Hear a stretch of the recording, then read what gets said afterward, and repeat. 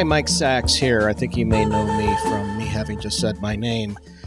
I'd like to introduce to you a series we're going to do on this podcast, and that will be me reading from a book that I put out last year called Skippy Battison, the Billy Battison Story. Actually, that is not what it's called. I always forget the name of it because it's about 20 letters in this title, but let me read it now. Here it is.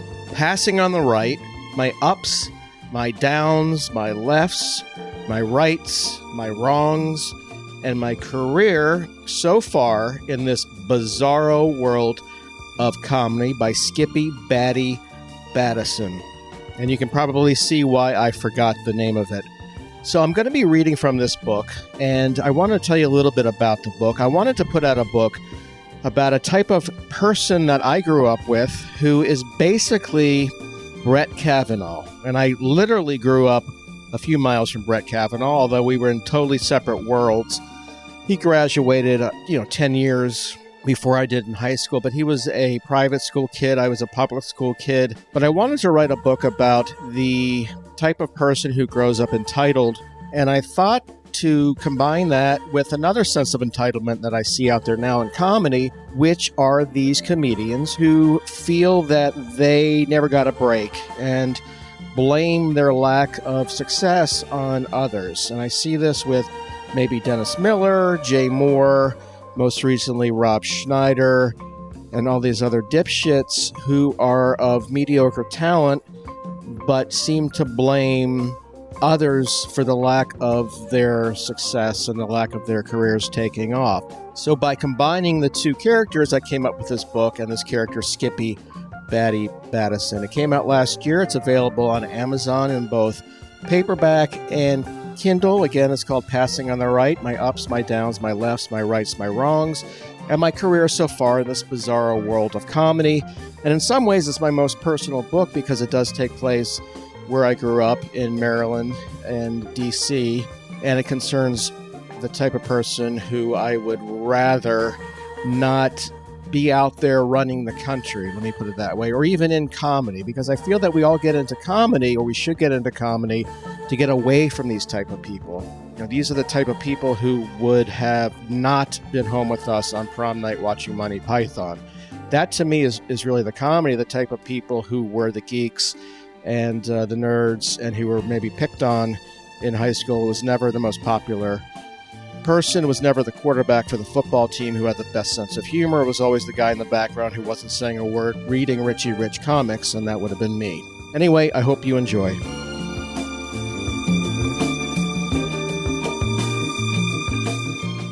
The audiobook version for Passing on the Right, My Ups, My Downs, My Lefts, My Rights, My Wrongs, and my career so far in this bizarro world of comedy. About Skippy Battison, the author. That's me. After a decades-long award-winning career as a stand-up comedian and extremely successful writer for hit television comedies, that's true, Skippy eventually turned his attention full-time to the world of conservative values, creating and hosting his own popular satellite radio show and weekly podcast, thereby making millions laugh while also learning. That's also true. Battison now comes clean for the first time in this astonishing memoir, Too Hot for traditional mainstream publishers, touching on his beginnings on the streets of Bethesda, Maryland, his wild experiences as a stand-up in Ocean City, Maryland, his life in the topsy-turvy world of sitcoms and late-night television, including a very successful stint on The Simpsons, and befriending and working with such conservative powerhouses as Donald Trump, Supreme Court Justice Brett Kavanaugh, and Rudy Giuliani, among many, many others. Skippy lives in Great Falls, Virginia, with his parakeet Andrew Jackson and his pit bull mix John Galt. Warning. This book ain't for the faint of liberal heart. Seriously, if you're easily offended by words and thoughts and convictions and honesty, then go read something else, maybe a book by Rachel Maddow or Hillary Clinton. There has been no sensitivity reader here, folks, to protect you. Warning you now. Okay? You've been warned. the story behind this book. Now, before we get into the meat and gristle of the story, and apologies to all you vegetarians out there, but this book is comprised mostly of meaty stories. I'd like to give you a little background on the history of this tome, that means book, that you're either reading or listening to me read to you on the exquisite audio version available everywhere. It's been a long journey, and you might have heard most of it already, but for those who haven't, here it is. In August 2018, my former lit agent sold a pitch to Viking, which is owned by Random House, for a memoir of my very successful career as a popular stand-up comedian, comedy writer, and eventual podcast and satellite conservative radio star. Please note that the word conservative is used throughout this audiobook, but it's just a different way of saying sensible and intelligent. Again, if you have a problem with this, go find another audiobook. Okay, I wrote weekends and even holidays and managed to squeeze out a first draft of this book by January 2020, which was sent to my editor at Viking for her edits. I received the edits back April 2020, and I immediately went to work rewriting and making the editor happy with thousands of cuts and tweaks and all the rest of it. Some of which I agreed with, most of which I did not, but a quote-unquote clean manuscript was submitted.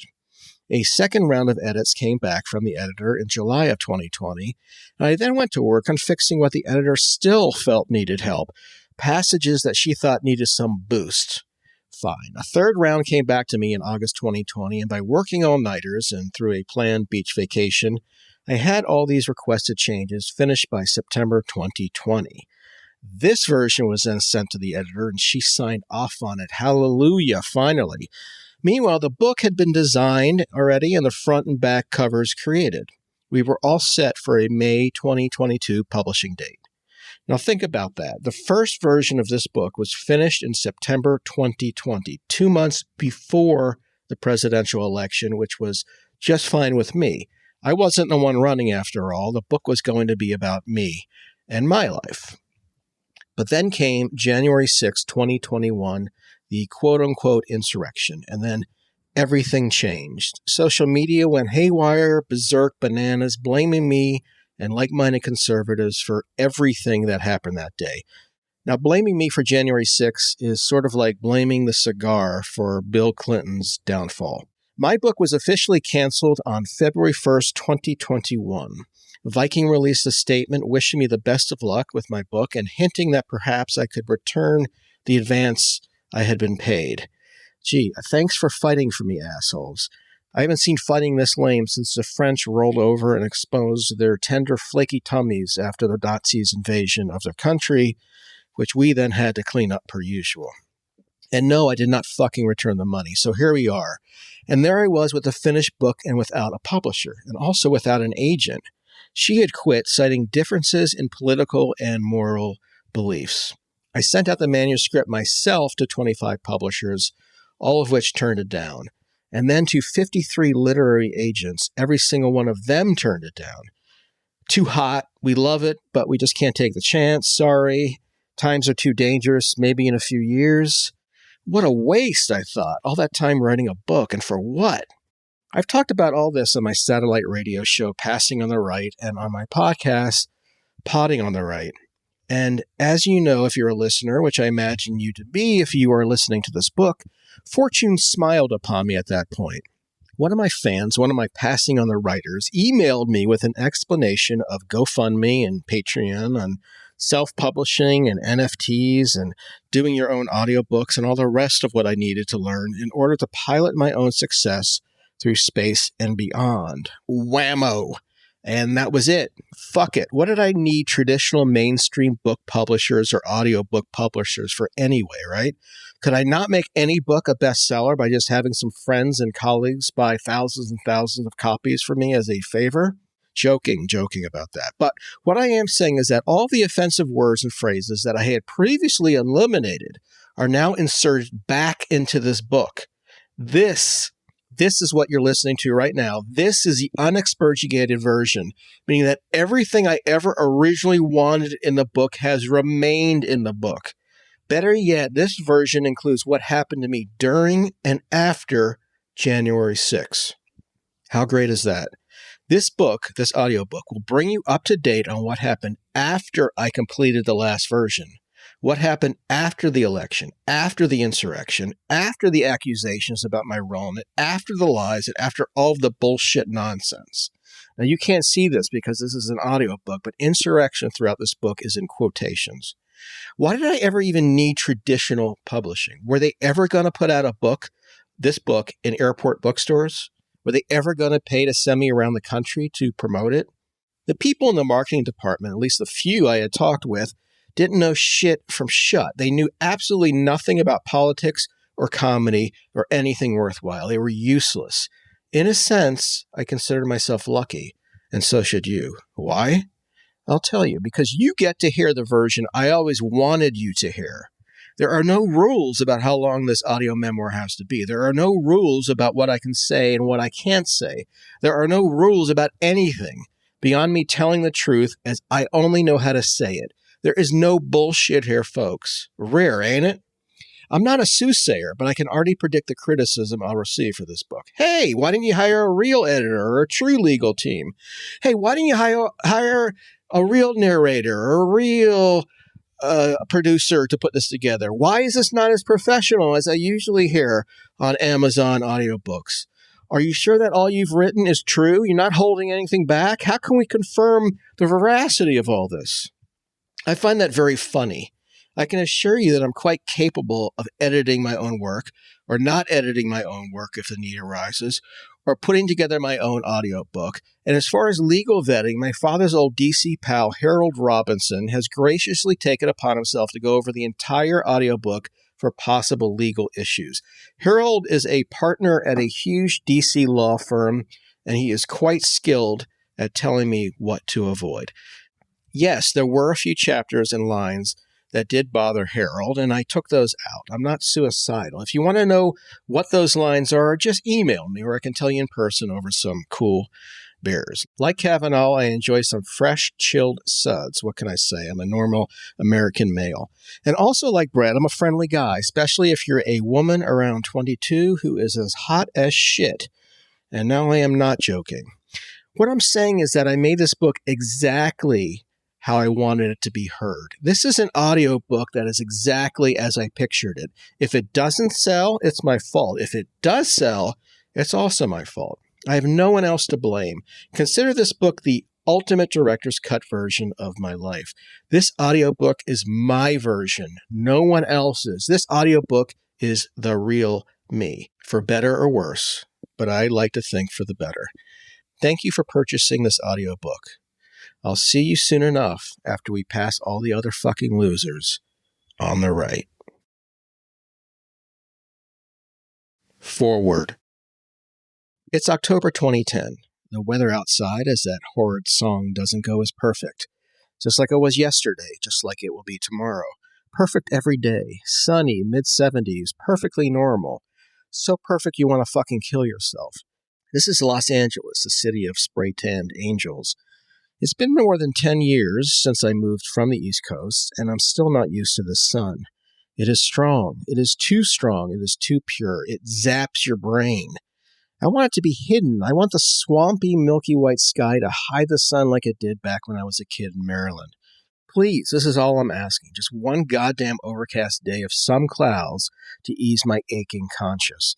Is that too difficult? It seems to be. Inside the writing room at Shit My Dad Says, where I'm perched on an uncomfortable chair bought in bulk at Office Depot, in front of a huge leaning tower of styrofoam boxes, this back when we were still allowed to store hot food in a container that actually kept the food, hot, things are only getting hotter. It's already 2 p.m., 5 hours into the day, and we've been arguing since 10 about the same joke in an episode we're writing. You may even remember the particular episode.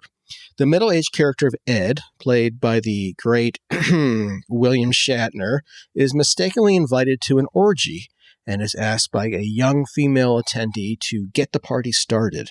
But there's a problem. He can't. You see, he left his reading glasses back at home and is now unable to decipher the directions on the 3-speed vibrator that he's clutching.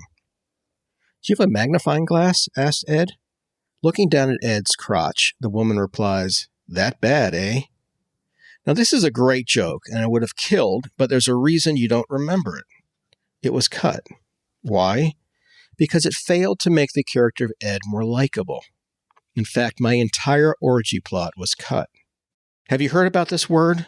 Likeable? If you work outside Hollywood, probably not. It's rarely, if ever, used in everyday life, but it's a word used every single day in the world of Hollywood.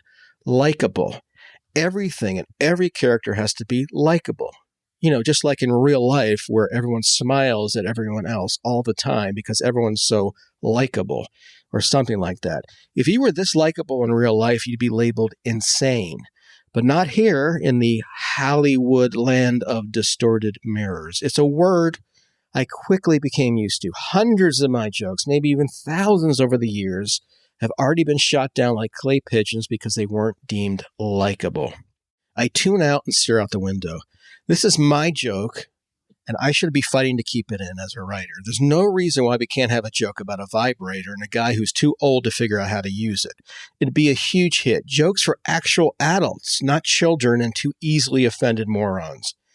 But the fight has left me. I spent a lot of time that season and others staring out a window in the writer's room. Shit my dad says eventually went off the air. No huge surprise. But, sometimes when I'm stuck in traffic or just soaking in my above-ground jacuzzi overlooking the George Washington Parkway in Virginia, I imagine an alternate reality, a Narnia-type world in which my jokes somehow and mysteriously made it all through that likability haze of bullshit and actually made it onto the air. Now, would Shit My Dad Says then have been canceled? Would any of the other shows I wrote for over the years? Who knows? Probably not. But I do know this. That show and all the others would have been a hell of a lot funnier. A whole world always existed just beyond that claustrophobic writer's room and within every other writer's room I've ever worked. A world that seemed infinitely more amusing than any joke being created within the virtual prison that always came with bad snacks and worse air circulation. As I write this, I've left Hollywood more than 7 years ago, but when I did work there, I wrote for 12 sitcoms, 5 making it to air. The rest gathering dust in a storage unit somewhere in the San Fernando Valley next to that empty warehouse where they shoot all your favorite quote-unquote amateur porn. Too edgy, too raw, too real. I've heard it all. You know what I've never heard or very rarely heard about my writing? My jokes being told on the air. So many hours spent in those writing rooms staring out a window. I gaze out that window day after weatherless day to a place far, far away, to a world so many more times beautiful than the one George Lucas had ever envisioned, to a different time when comedy meant something, when comedy was rock and roll, and when weenies weren't in charge of our laughter, when making someone laugh came without strings attached, when a joke wasn't analyzed to death before the canned applause turned watching TV into the equivalent of the noise machine blasting outside any therapist's office. It all started so far away, this dream of mine, to make a difference in comedy, to be respected, to be loved, to be adored for something I was actually good at, to earn smiles and joy for all. A time when I actually had true aspirations, a time before I was forced to quit that life and molt into an entirely new version of myself, and then re-emerge as my real self, which is why you are listening to this audiobook right now. The journey has been long and fascinating and filled with humor and sadness and every other cliche, including, yes, likability. I'm sorry I had to say it. So let's get to it, shall we? You are in for the ride of your lifetime. Ladies and gentlemen, a long, long time ago in a state far, far away. Chapter 1, Beginnings. I've always been able to make people laugh whether they wanted to or not. I can't help it. It's something I was born with, like a vestigial tail. I'd often wonder if the success that eventually arrived for me was due to one fact and one fact only, that I kept at it while others quit. Maybe that has something to do with it, but I think really most of my success is due to a higher power bestowing upon me something quite special. Does that sound egotistical? I'm sorry if it does, but that's how I feel. I had friends as a kid who could kick a football a million yards. I had friends who knew advanced calculus at the age of 10. I had one friend who got drunk off stolen beer and lit ping pong balls on fire and then escaped before his neighbor discovered what was happening on his front lawn. Wait, that was me. The way I explain it to people is that there are those who have the humor gene and there are those who don't have the humor gene. That's it. It's not any more complicated than that. If you don't have that gene, then there's nothing that can be done, and you might never come to learn the humor tongue. You can feed the humor gene and pamper it and improve on it, but if you're not born with it, well, good luck making a career out of it. You can look at it like DNA. I forget the number, but we each have a certain number of DNA or chromosomes, say 23. But some might get more chromosomes, which is great, and some less, which is not so great. I have the extra humor chromosomes. You probably don't. I'm not saying that I'm in any way better. It's just a fact. Then again, everyone has something they can't help but being great at, right? My childhood friend Skinny in Maryland was a genius at flirting with girls. When we asked him how he managed to work beyond his pay grade, he just shrugged. I mean, this guy was no looker. He was just born with it, simple. No other explanation necessary. An impish glance here, a batting of his eyelashes there, the girls would succumb, always. He couldn't help it. It was programmed right into his very being, hardwired. He was also hung like a petting zoo donkey, but whatever. That's who he was. Skinny, by the way, first got laid at 14. The girl, 20. Skinny now sells household siding in Rockville, Maryland. Hey, Skinny, you still owe me for those rusted root ticks. But anyway, humor. It's always come naturally to me. The first joke I remember telling was when I was 6, maybe 7, on the playground at Seven Locks Elementary in Bethesda, Maryland. I can see her now, Mary Chester Clark, not bothering a soul, alone as usual, muttering to herself about Lord knows what. She's also 6 or 7. She's on that playground, as innocent as an angel's kiss. She's kneeling on the blacktop, tongue out in concentration, taking her time with great care to draw a human figure with a piece of colored chalk. Hey, what are you drawing? I ask. A clown, she answers proudly. I look at the drawing closer, and then so quickly as to not be stopped, I step forward and with the bottom of my keds, rub out the smile on the clown's face. I grab a piece of chalk and hurriedly draw an upside-down smile. That's one sad clown, I say. Now, not the nicest move in the world, but the joke works, right? And best of all, it received a huge laugh, at least from my own moronic crew of dimwits. Mary cried, "It's 1985. Now I'd be jailed. Then I was lauded." Ain't that nice? A reputation quickly and effortlessly began to form. All eyes would be on me and me alone in any situation that needed a laugh. The class gerbil just escaped from his cage and was found dead in a corner. Look to Skippy, he'll have a joke. The teacher just accidentally farted. Look over to Skippy, he'll have a joke. The teacher just suffered a major heart attack and died outside the cafeteria. Look over to Skippy, he'll definitely have a joke. It was all in good fun, even if it was often at another's expense.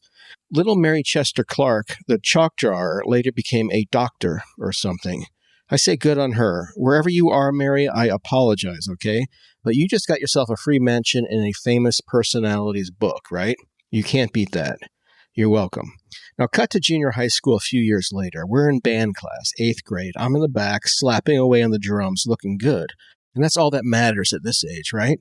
We're each doing a solo. Mine kills. 5-piece drum set, cymbals, the whole thing. It really looks like I know what I'm doing. In reality, I'm just trying to copy my favorite drummers that I see on MTV. My dad had bought me the drum set. I finished my solo. There's applause. Now it's the rest of the students' turns for their solos. I wait impatiently. Flutes, clarinets, trumpets. Jesus, I hate classical music. I only got into drumming to play like Neil Peart of Rush or that drummer from Van Halen. I hate this Kennedy Center shit. But what's this? Jessica Styward is squeaking away on an oboe, the worst instrument known to mankind, not counting the knee cymbals, or any cymbals that don't use a drumstick and that you have to hit really hard. Ooh, this is bad, like embarrassingly bad, like so bad I almost want to help her. So I began to rap, rapping out a song about how bad Jessica is at the oboe, while playing the drums at the same time. All eyes turned away from poor Jessica and back to me. Jess, what a mess, drum fill. Can't help but guess, cymbal crash. She never practiced for this, bass drum kick. This definitely ain't bliss, tom-toms. What I wouldn't now give, cowbell, for a kiss, crash. Everyone fucking loved it. Even Jess, or so I heard. Everyone except for Mr. Jenkins, the teacher who later died in a car crash. Not a bad guy, just not the biggest fan of humor. At least authentic humor, not the crap doled out by the bucketful from the same generic troughs everyone scoops out of with their daily government-approved allotments of comedy buckets. That particular rap cost me a week of detention, but when I attended my 20th high school reunion, people were still talking about it. So let's weigh if it was all worth it. 1 week detention, a career in comedy, yeah, worth it. You know, I'm lucky. Why could I always get away with the things that I did? Simple. Here's the thing, I'm a nice guy, always have been. This may not always come through to others, but I'm here to tell you that I am definitely a nice fucking guy. Women have always told me as much, or they would have told me if I hadn't cut them off at the pass before they yabbered me into an irritated state of malaise. Like most guys, I don't want to hear that I'm nice. I just don't. I'm far too nice for that.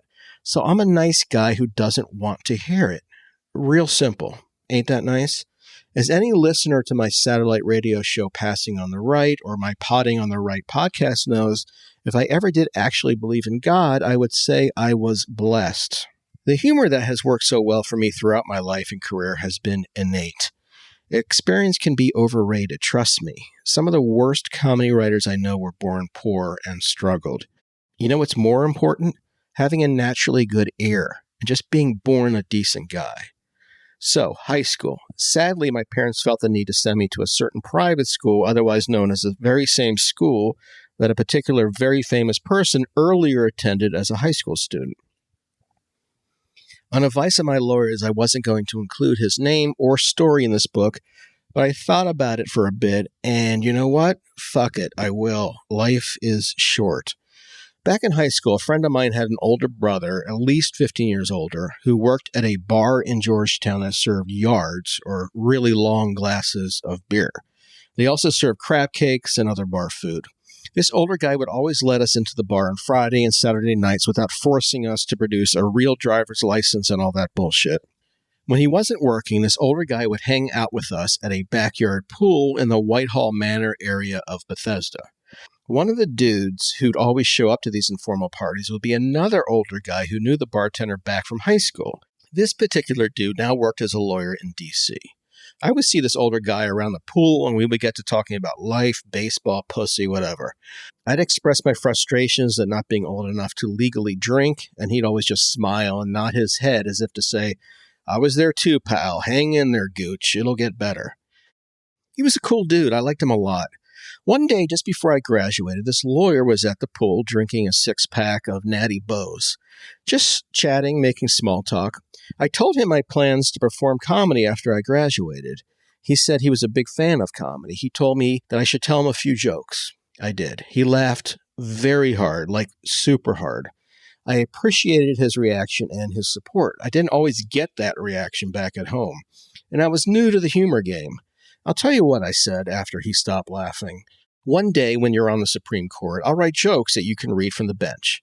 He smiled and said, "That's a deal. And when I'm on the Supreme Court, if you ever need anything, just let me know." We both laughed and shook on it. And that was not the last I heard from future Supreme Court Justice Brett Kavanaugh. More to come on this later. Back to me. Every era has its peak. Rome had its downfall. America had 1776 and all that fun shit that had to do with that particular time. For me and my legend, my peak was high school. You may not believe that with everything I've achieved since school, but I'm telling you the God's honest truth. High school was my high point.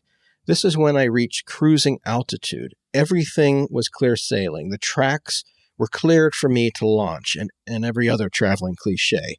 Years before Tom Green and way before Impractical Jokers and a decade before Punk'd and years before Nathan For You and years before Jackass, years before anything really, there was me with a few of my friends in Bethesda, Maryland, pulling pranks on unsuspecting victims.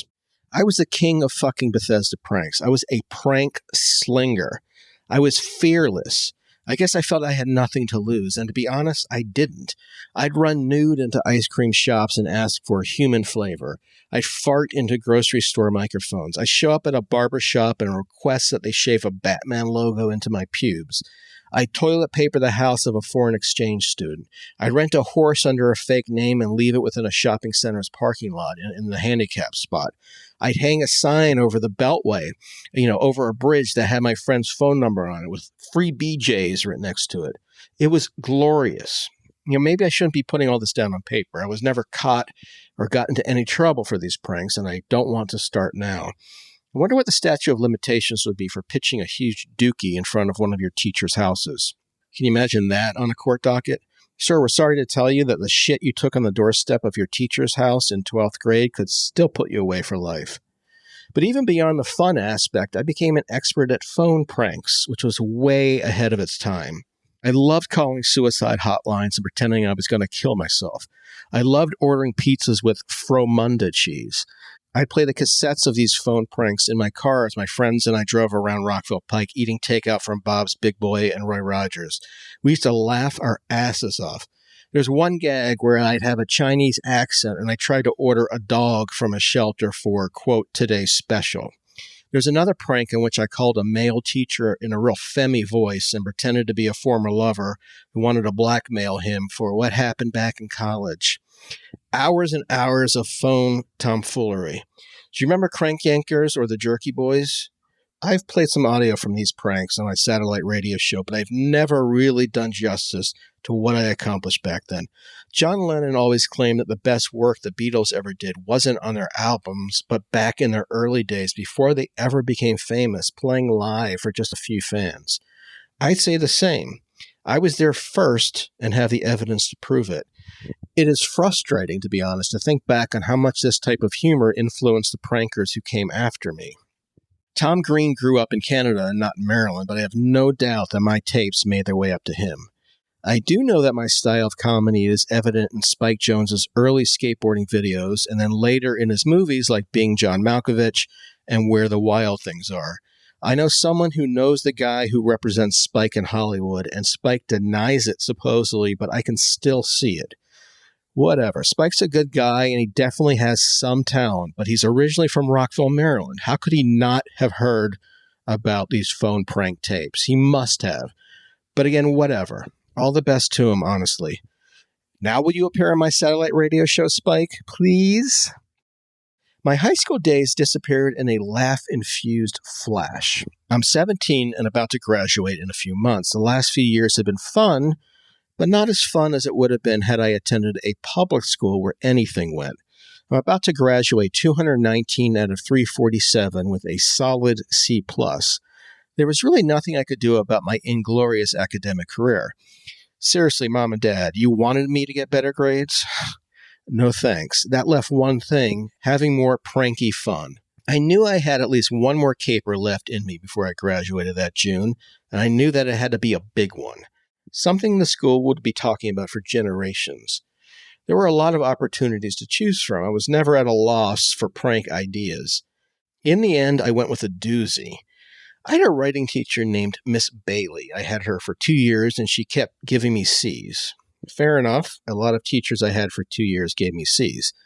A lot of the teachers I had for 1 year gave me C's. But what bothered me most about Miss Bailey was that I was actually turning in good work, and she was still giving me fucking C's.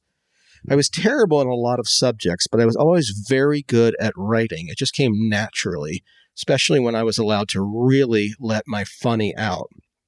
Like the essay I wrote that was called Emily Dickinson is Great, but I Wish She Was Way Hotter. It was a joke. Obviously, Emily Dickinson is a genius, or so I've been told many times. I personally never understood her poetry. What I do know is that she was no looker. Maybe that's why she stayed home all day every day and never left her house and wrote all that poetry that students will later lie about enjoying. But let's be honest here, and I'm all about honesty. She ain't someone you'd invite to your senior prom, right? Maybe that's why she was always so down and unhappy. I don't know. I'm no therapist. I wrote a shit ton of funny stuff back then. I wrote an essay about how Shakespeare would have been a hell of a lot funnier if he had only performed pranks in the 17th century instead of writing boring plays. Miss Bailey gave that one a D. As for the Dickinson essay, that one got a C-. Miss Bailey and I did not get along. I think that is pretty obvious. Miss Bailey had it coming, so what to do? Well, here's one thing. I learned that Miss Bailey owned a backyard hot tub. I found out where she lived in Bethesda. And then I took care of the situation in my own very special way. Picture Miss Bailey coming home from a long day of trying to teach morons like me how to write. She's exhausted, and rightably so. Try to envision her slipping into a warm hot tub, bubbling over with citrus-flavored Surge soda. Picture Miss Bailey screaming. Picture her jumping out and slipping and falling and crying. Picture me videotaping the entire event on an early version of a digital recorder. I should point out that my father worked for years as a lobbyist for the American Beverage Association. I could get as much soda as I needed, which definitely didn't hurt when I threw parties around my pool when my parents were off traveling to St. Bart's a few times every year. Anyway, does this type of prank sound familiar?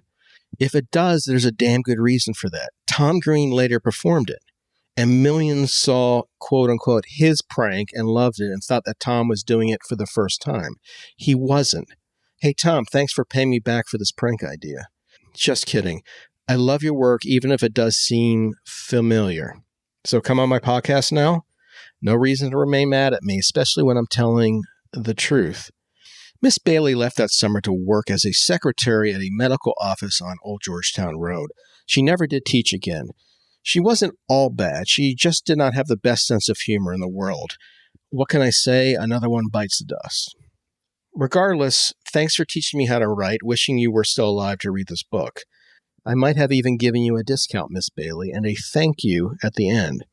How fucking cool would that have been? High school graduation came and went without a clear picture as to what exactly I was going to do for the rest of my life. I hit beach week with some pals in Ocean City, Maryland, and partied damn hard in a condo my father owned on 96th Street. My father would call and ask if I was ever coming back home. I'd ignore these calls. I had better things to be doing. Beach week came and went and then merged into summer, and I made no effort to head back to Bethesda. Why should I have? I was having a ball. I was doing a ton of fun stuff, like watching hours and hours and hours of TV. I could do that real well. I adore television. If television were a woman, I'd make love to her for 15 hours a day while sitting on the couch eating snacks and watching TV. If television were a hot dog, I'd fuck it every which way but loose and then suck off that hot mustard before ever touching those warm buns. If television was a 64-ounce cup of soda, I'd drink the entire damn thing and then burp out my love in various flavors and scents. That's how much I love television. When I wasn't hanging with friends on the Ocean City Boardwalk or on the beach, I'd be inside watching TV, mostly sports. When it came to comedy, I didn't much care, as long as it wasn't too fancy. I love Sister Sister, Mad About You, and Family Matters. I liked Friends a lot, of course. The Simpsons was okay, but what I really loved was Wings. I just wanted to laugh. End of story. It wasn't complicated. It never has been. I hate when comedy gets way too up its own patoodle for its own good. And I especially hate it when TV gets way too up its own ass. It's almost as if the creators are trying to prove how smart they are rather than just having fun. It's all about fun, people. I mean, comedy should be fun, right? I hated Seinfeld, and I still hate it. I hate the whininess. I hate the outfits Jerry wears. I hate that none of the men bang Elaine. I hate how the show has nothing to do with my own life in Maryland. I hated the phoniness of the laugh track. I hated the horrible bass-heavy interludes. It always sounded to me like shitty jazz. I hated comedy about nothing. I wanted it to be about something, preferably something that interested me. And if not, just make me laugh, okay? This isn't physics. Why make it all about anxiety and being bored? If the characters are that bored, let me tell you something. The viewers are definitely also going to be fucking bored. There was one episode of Seinfeld that I semi-liked, and that was the one in which Jerry has a girlfriend who is either ugly or beautiful, depending on the way the light hits her at any specific moment. That one made me laugh. Otherwise, when I eventually did get into comedy professionally, I wanted to shake things up. I wanted to bring to the stage, as well as to television, as well as to movies, and then eventually podcasting, the excitement that I had felt hanging out with friends and pulling pranks and busting each other's balls. I wasn't seeing this when I graduated high school, but this was still down the line. So I had a pretty good idea that I wanted to devote my life to comedy in some way, but I still wasn't completely sure that I could actually pull it off. I figured I'd take a gap year and figure it all out. After Beach Week ended, and after my friends left, and after Beach Week turned into Beach Month, and then Beach Month after month, I sort of fell into a comfortable, relaxed groove. Every day at the beach, I'd hit the boardwalk and read the Washington Post, supposedly looking for job listings, but mostly just trying to appear smart for the passing chicks. Typically what I'd do was I'd hold out the front section of the paper so passerby would think I was reading about the most important issues of the day. In reality, I was most likely checking out the comic strips in the style section, which I've always loved. Comedy for the sake of comedy. Nothing too fancy. Hit the joke, then it's over. No dissertation, no classes, no big shot book author telling you why you should have laughed when you didn't. Fuck all that. I hate know-it-alls. I've never understood why anyone would ever take a course in comedy. Isn't that why you get into comedy, so that you won't have to ever take another fucking course for the rest of your life? Who the hell wants to do homework about anything, let alone laughter? The people teaching these comedy classes typically can't even make a living at the skill they're teaching others to do. Now that's funny. My advice to a young comedy fan is to read books by those who have made it. Now they are the ones you should trust, or listen to audiobooks by those who have made it, like this. I'm not talking about books like Poking a Dead Horse or whatever, which is about as boring a book as you'd ever hope to never find. No, I'm talking about real books like this one. I've paid my dues, and I'm now going to give it to you straight. No academic bullshit attached. I stumbled into it. You will too. Back to the newspaper comic strips. Mama always made me laugh like crazy. So did Pluggers and Zits. My least favorite? Doonesbury. Insufferable. Just a constant stream of illustrations of the fucking White House. Panel after panel, cartoon after cartoon, with dialogue that never ended. Way too much writing. And who gives a shit about politics when you're a kid anyway? One afternoon, most likely deep into October, with no jobs on the horizon, still staying at my father's condo, still hitting the boardwalk every day to read the paper, someone sat down next to me on the boardwalk bench. He had a book in his hand, a real academic, Needful Things by Stephen King.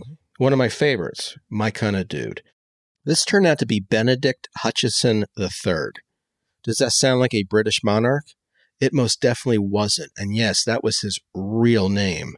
Never heard of him? Benedict Hutchinson III? Well, you might know him better as Tim Tam Flimflammery, my ever-loyal sidekick on my podcast and satellite radio show. You just read that correctly. Tim, believe it or not, the Tim Tammer started off life as Benedict Hutchinson III.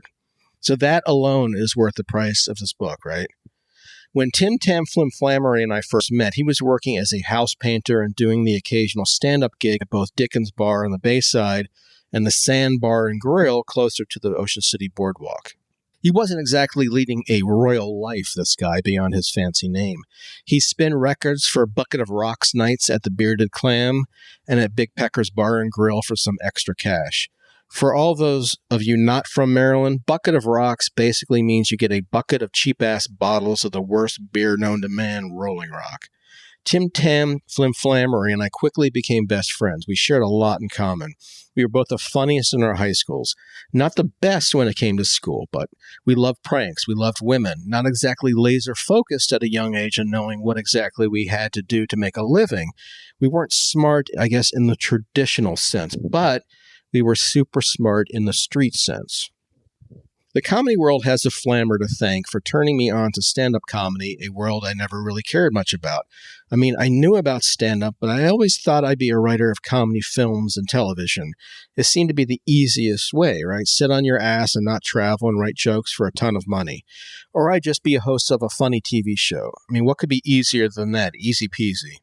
Flammer also wanted to get into comedy and figured performing as a stand-up was the best way to break in. Shit, what did he know? What did either of us know? We were two dipshits from Maryland. So when he mentioned stand-up comedy to me, it sounded good. What else was I doing? And if it really took performing stand-up comedy to make a lot of money in comedy, that was just fine with me. When I was growing up, my father loved comedy, but he wasn't exactly my in to this world. He made an okay living, but sadly he knew no one in entertainment, or very few people. He was a comedy fan, that was true, and he owned all the albums that were huge in the 1950s and 60s and 70s, such as Bob Newhart, Lenny Bruce, Richard Pryor, Bill Cosby, and all the rest of them. Truth be told, I never loved that stuff. I found it all too dated, too slow, and the material had nothing to do with my life. I mean, I liked Richard Pryor. I thought he was smart, and I could see that he could do funny characters. But growing up in a whorehouse in Ohio or Idaho or wherever he grew up, what did that have to do with me? I grew up in a nice house in Bethesda, Maryland, in a cul-de-sac surrounded by other suburban homes. I'm just being honest. I don't look down on Pryor's life for any particular reason or his comedy. I just don't know it at all. That sort of life worked for his comedy, not for mine. My comedy would never have been honest if I had copied his style. And only when the comedy is the most honest can it then become the most funny. That's hard-won advice, by the way. Yet another reason that the cost of this audiobook has already been worth it. By the time you finish, there will have been many good reasons to have purchased this audiobook. As far as Pryor goes, I did love one of his movies called The Toy. If you haven't seen this movie, check it out. It is hilarious. I think it's his best role. I guess the style of comedy that I loved the most when I was younger would be the glory years of Saturday Night Live with David Spade, Chris Farley, Adam Sandler, Rob Schneider. Classic. This for me was the golden time. Forget the early years of SNL. Forget anything on that show since. This specific period is when everything clicked for me. I have never laughed harder, and I bet you haven't either. I still have all of those seasons on VHS tapes. I know. I've heard from my Stoller callers who claim that these particular years at SNL were offensive, that the characters were insulting to women, that there shouldn't have been men playing women characters. But men have been doing this shit for literally decades, going back to Aristophanes, and I'm sure even before the Romans. Monty Python definitely did it, even though I hate them and everyone else who has a foreign accent who attempts comedy. Here's a pop quiz. Please name me one SNL character funnier than Chris Farley playing the fat Gap worker who's always famished. I'm waiting. Right. No one. I still laugh the most when I watch reruns from these years. All of those characters so brilliant. The fat lunch lady, the fat Gap girl, the fat male strip dancer, the fat anyone. I know it's not the politically correct thing to say nowadays, but that shit was funny, period. End of story. It's like the North Korean character in 16 Candles. Funny. Correct to say so? Probably not, which is why I'll be hearing soon from my Stoller callers. That's fine, though. There's an air horn waiting to blast you away into infinity. If I liked any stand-up comedy as a kid, it was probably Dice, as in Andrew Dice Clay. He was raw, and I suppose he was offensive, but is that a bad thing? Anything wrong with rhyming dirty poems? I'm not overly familiar with Emily Dickinson's poetry, but I can only imagine that she rubbed out a few dirty ones as well. I do know that Walt Whitman was gay, and he penned a few odes to the male body. I have nothing against that. If it's funny and well written, I'm fine with it. In fact, the dirtier the poem, the better. There was a high school close to where I grew up that was actually called Walt Whitman High School. True. The mascot was a homosexual Civil War male nurse. Joking. So I guess you could say that comedy was my thing. I thought comedy, talked comedy, lived comedy. But to go from being a fan of the form to making a living at it, well, that was a bit of a mystery. How to do it, how to go from point A to point B. Again, it was my dream to write comedy professionally, either for TV or for the movies, but how to pull it off, I had no idea.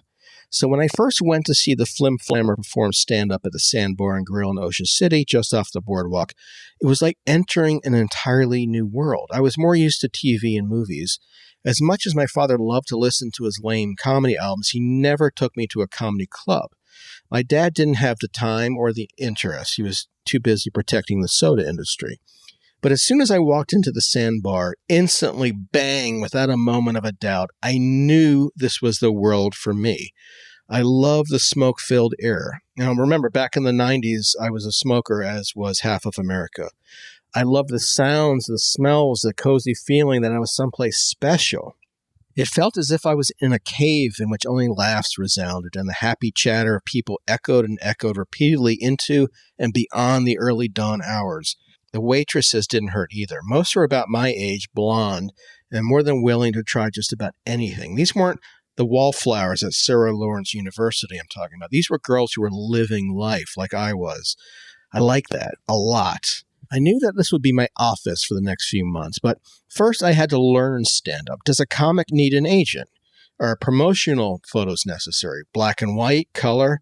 How does one hold the mic? How long does it take to go from performing stand-up in Ocean City, Maryland, to then writing for television or the movies out in Hollywood? I just didn't know.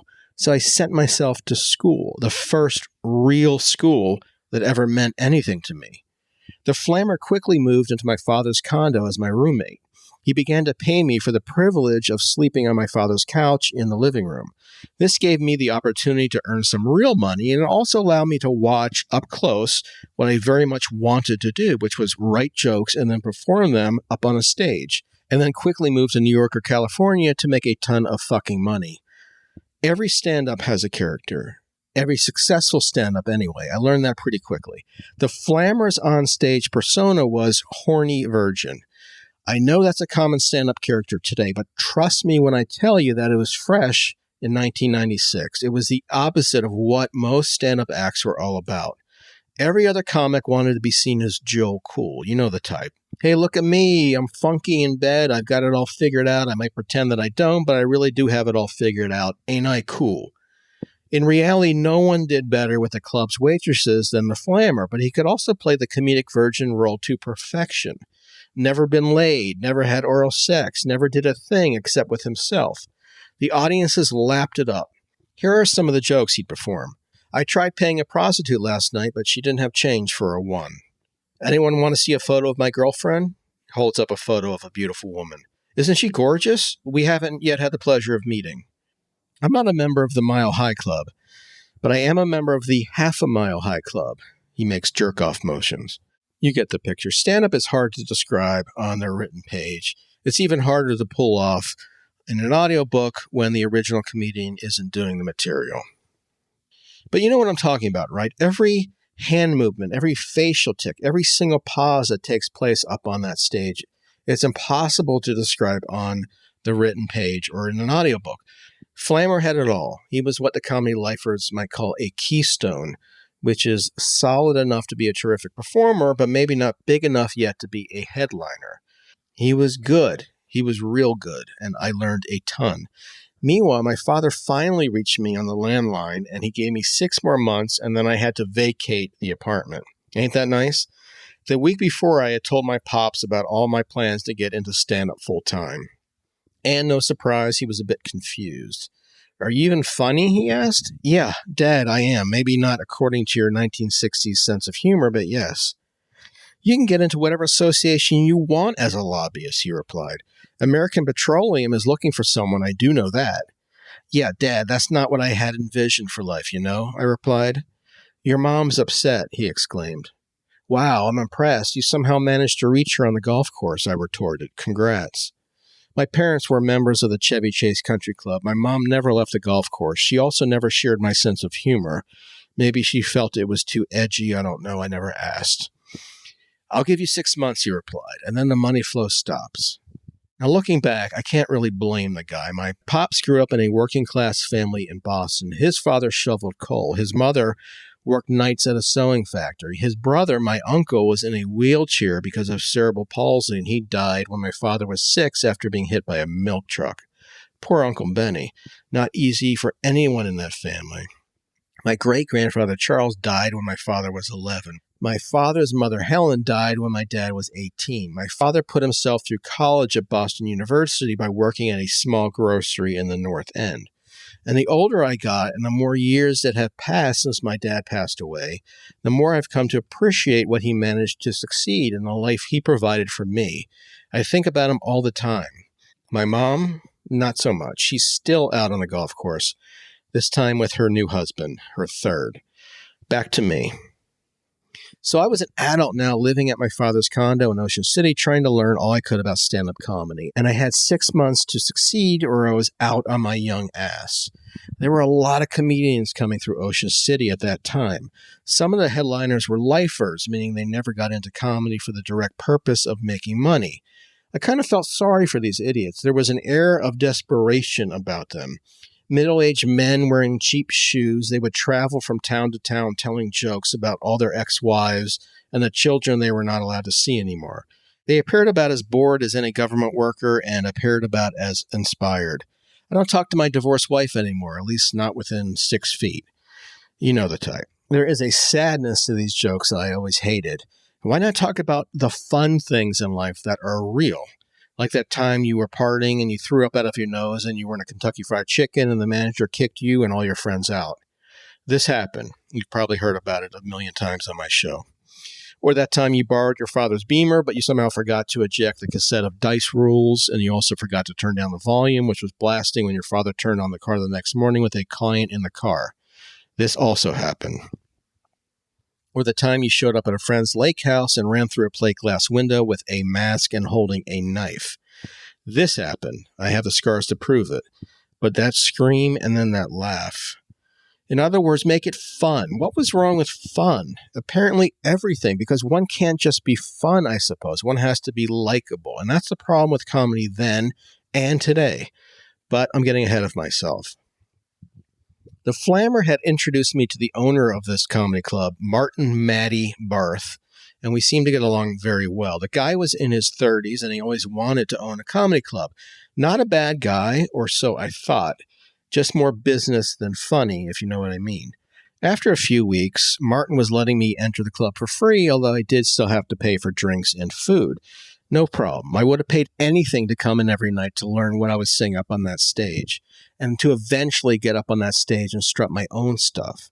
After about a month of watching comedians every night, soaking up all I could, trying to learn as much as possible, I approached Matty at the end of one evening behind the stage. The conversation went something like this. Hey, Matty. Hey, Skippy. Listen, I have a proposition, I said. To sleep with my wife, she's all yours. Ha, no thanks. A different proposition. How long does it typically take for a comedian to become an opener and to then eventually become the headliner? Like the Flammer is the opener, the keystoner, the first one up on that stage. Gee, Skip, it takes years. I mean, if you're lucky. Most drop out long before then. Why do you ask? Because I'd like to become a headliner. Are you serious? Sometimes even I can't tell when you're joking. You're a comedy club owner, I said. You think you would? Maybe, but I really can't tell right now. Have you ever actually performed stand-up comedy? I haven't, but I'm as funny as it gets, and I've been living with the Flammer for the past few months. It takes more than that, Skip. It takes devotion, like any profession, maybe more than other occupations. I think I can handle it. Handle what? Me headlining. That's impossible. Nothing is impossible. Well, this is. Why? Because we have headliners booked through the end of the year. Cancel one. Doesn't work like that, pal. Name your price. Excuse me? Your price. For what? For me to headline. Without ever having performed stand-up? Brother, I've been performing since before birth. Not in front of a paying crowd, you haven't. Name your price.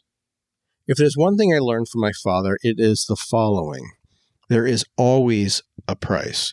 Whether my father was talking with a politician or a senator or just another lobbyist, there was always a price that could be made to make something happen or not happen. A child died in your home state because he drank too much Mountain Dew? That's a shame. How much would it take to set things right? Maybe a new community gym? A woman drank so much Mr. Pibb that she had to have kidney surgery? Gee, that sucks. I'm so sorry. What might help with this situation? A college scholarship in Mr. Pibb's name? Well, life is no different. And guess what? With Matty, there was a price. Shocker. I've talked about this a lot on my show and podcast. I've always said, and if you don't believe me, go back and listen to the older shows because it's all there. I've always said that sometimes you just have to do what you have to do. It's as simple as that. You got to play the fucking game. You got to take matters into your own goddamn hands. You cannot wait for success. If you do wait, you'll still be waiting 100 years from now. You just can't sit back and wait for others to help you. I mean, you can, but you'll get nowhere in life. Do whatever it takes to succeed. Make it fucking happen. I've talked about this on my show and podcast endlessly, but I've never specifically told you how much I had to pay Matty to make my own dreams come true. Well, for the first time, I'm now going to reveal that exact price. Hang on, not quite yet. You know why? Because I am in charge. As my favorite author Anne Rind once wrote, the question isn't who's going to let me, the question is who's going to stop me. I love that quote. Let me back up a bit and first tell you what my roommate Flammer's reaction was when I told him that I'd be headlining right off the bat without paying my dues. Now, most comedians would have been, to say the very least, a tad annoyed, as they'd have every right to be. I skipped over the Flammer. If anyone was due to become a headliner, it would have been the Flammer, someone who put in countless hours up on that stage as a host and as an opener. I mean, I was not just skipping over him once, but twice, 2 positions up to headliner. And to be fair to Flammer, the poor guy deserved the shot, more than deserved it. He had every right to be furious, every right in the entire fucking world. But when I told him, he took it like a man. He could not have been more kind and gracious. I mean, not at first, but when I threw in the incentive for him to stay at my father's apartment free of rent, he came around. He really did. This is no shit. He was proud of me. I'll always give him that. For all the bullshit I've given him on the air, like not getting me lunch fast enough, for not being able to book a certain guest, for not handing me the correct cartridge, for fucking up left and right, I love the guy. He was there for me when it counted, and I'll never forget it. If he had been rude, I might have said, fuck you, get out of my pop's apartment, and never thought of him again, but he didn't. And that's why you know him as Tim Tam Flim Flammery, production assistant extraordinaire. But he didn't, and that's why you now know him as Tim Tam Flim Flammery, production assistant extraordinaire. Now, to be honest, the first thing he said to me after congratulations was, how much you paying Maddie? I thought that a bit rude. It's like asking someone how much pussy they got the night before. I mean, you could tell, but it does a bit of disservice to the woman who gave out all that pussy, methinks. Said with pinky and air all fancy-like and with my chin up real high, smelling of pussy. So I didn't tell him then. I just thanked him for congratulating me and then got busy prepping for my first night as a headliner. And I didn't tell him for years. Actually, I never told him. So now, for the first time, right here in this book, even the Flammer will be learning the specific figure I paid to become a headliner, just like you. And for that alone, this is worth what I'm charging for this audiobook. I mean, come on, what a fucking bargain, right? I'm telling you, this book is worth every goddamn penny. So here's the price I paid. Hold on. Just kidding. Here's the price. $75,000. Now, that's a lot of money. I'm not going to deny that $75,000 is a lot of money, especially when I was just starting out and I was pretty much flat on my ass broke. But look at it this way. Some people go to college. Some people intern. Some people travel overseas for a year or so on their parents' dime.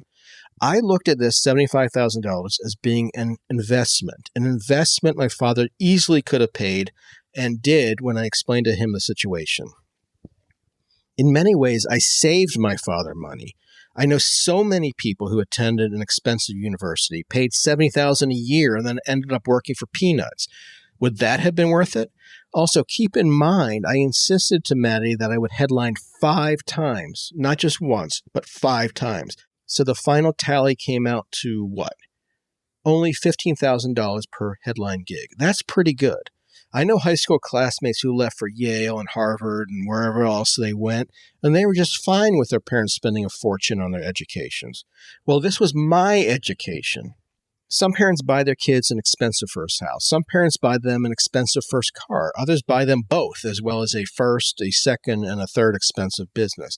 I know a lot of people my age who got everything. I got none of that. I was living in a shitty one-bedroom condo my father owned in Ocean City, Maryland, and eating crab fries every night. I was doing my time. I was paying my dues. And I even had to live in my fucking car for a few nights when the apartment was infested with bed bugs. Yes, I was once homeless.